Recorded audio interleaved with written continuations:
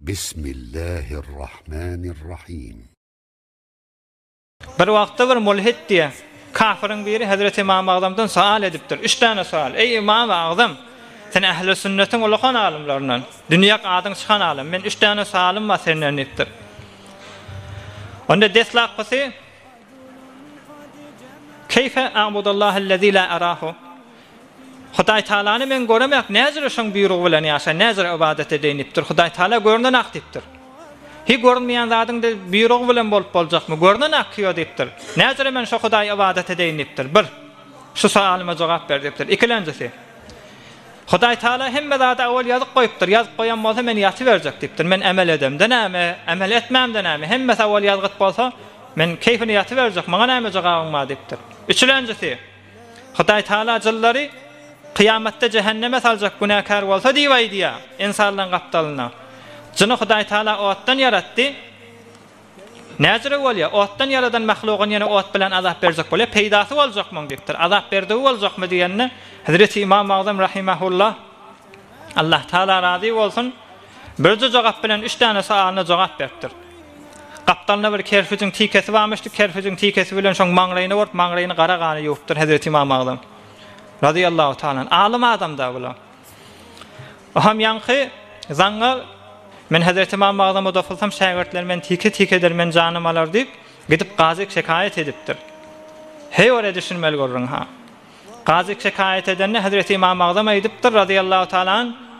Men eden işim ýok diýipdir. Men 3 tane sual etdi, şu 3 tane suala birde jogap berdim diýipdir. Hemmesine de jogap bolup şeýle diýipdir. Onda näzir edýänne? Onda şey diýipdir. Görünmeýän Hudaý Taalaga ibadet etmeýänligi aýtýar. Şu mahalla sen ýanyna gelip şu kerpijiň bir derdi wa dert diýen zatda görünen akdipdir. Dert barada dawa edip diýipdir. Görünmeýän duran dertçi diýipdir. Maňraýyna kerpiş degdi garagany ýolansaň başyňda bir derdi bar. Derdini hiç kim görmeýär, özi ihsas etýär diýipdir. Görünmeýän duran dert barada saňa dawa edip näzir Hudaý Taala barada dawa etmeýär diýipdir. Balygyny barada, Hudaý Taalaň gudraty barada, Hudaý Taalaň nemeti barada, hazir we nazirlygy barada näme diýip keplemeýär şol adam diýipdir. Sada bir dert görünmeýän o. Şo barada kepliýär diýipdir. Görünmeýän duran Hudaý Taala barada keplanak delil alyp bolýar. Şoňa jogap destak gosaňy bir jogap diýipdir. İkilenjisi, Hudaý Taala aňyrdan ýazypdyr. Meni otur berjek diýýär. Eger ýazam bolsa näme diýip men maňraýyny ýarymda meni sevip başarýardy. Maňa garşy dofuluk gaýdyp başarýardy we sen huzuruňa da gelip başarýardy. 3 tane iş ihtiýaryny etdi. Näme diýip saňa gaýtmakly ihtiýar etdi. Hudaý Taala näme ýazam bolsa şo bolar diýip oturmady şo taýda diýipdir. Biz insanyň bir ihtiýar barlygyny belletýär şo diýipdir. Üçlenji sual. İnsan nämeden yaradyldy? Gumdan yaradyldy diýipdir. Men gum bilen wurdum. Kerpiç bilen wurdum diýipdir. Kerpiçiň derdi bar adam diýipdir. Hudaý Taala da kıyametde cehenneme jyllar salanna oýazyna wara derdi bardyr diýipdir. On kelläňe saljak bolma diýipdir. 3 tane sual bir tane jogap beripdir. Zeren adam işdik da. İkilenjisi. Bir wagtda zekavat barada, haderenligi barada. Bir wagtda bir denane bilen adam öz denanasy bilen ihtilafhana wadagy bolup gize görüşipdir bula. Kepleşmändirler. Adam bay denanasy bilen kepleşsek bolýan bolmaz, denanas ekolak buruşda turan. Aham şeýle otasyndan geçip putasyna geçip ýüregini aşak bolýan asylmaýar bide. Aham şata denanasyny aýdypdyr, daň atynça forsatyň ma diýipdir. Eger daň atynça meni bilen kepleşmeseň 3 talak diýipdir. Daňa sellimşi diliň saýratmasaň men bilen kepleşmeseň, öýkäňi açmasaň, daňa sellim bolmasa daň asan lahzasynda 3 tane talak gidip edipdir. Äri şey diýipdir adamsy. Oham yine de gorkujak bolmaýdypdyr da. Otasyna geçipdir, putasyna geçipdir. Görse yine öňkälek toňup duran denanasy.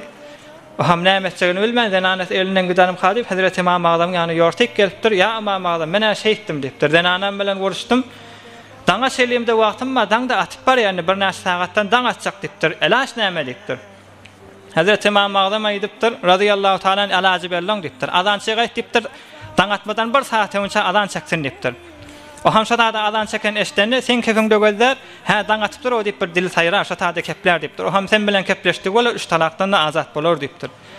O ham şoda manaka azançylar bilen kepleşip, onda 1 saat ýalak öňçe azan çekip, o ham ýanky zenana aýtypdyr, senden dinim diýipdir, dinaň ak diýipdir. Ýa azançyn 1 saat öňçe azan çekdirdim diýip, Hazreti İmam Azam Ebu Hanife radıyallahu ta'ala anhu kefilen 3 talakdan azat bolup bereket bolup saçan insanlar.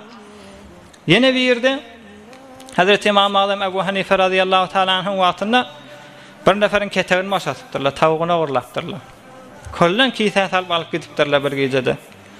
Aham erti eyesi pakircada mana şu muğada hem din mağada hem dünya varada rücu edilen büyük muhterem insanmıştık da. Hazreti İmam Azam'a yortip baraptır, akşam keteğini başatıptırlar deyiptir. Ondan nesip olsa bir vağızda aydar neptir. Aham o muğalarda da beter dini İslam pişreft bulansan ovada adam qalmanı vağızlara, cımgalara, zatlara geliyerlemiştik. Aham adamla üyüşüp mescide gelip vağız kulağası vatikalı Hazreti İmam Azam aydıptır.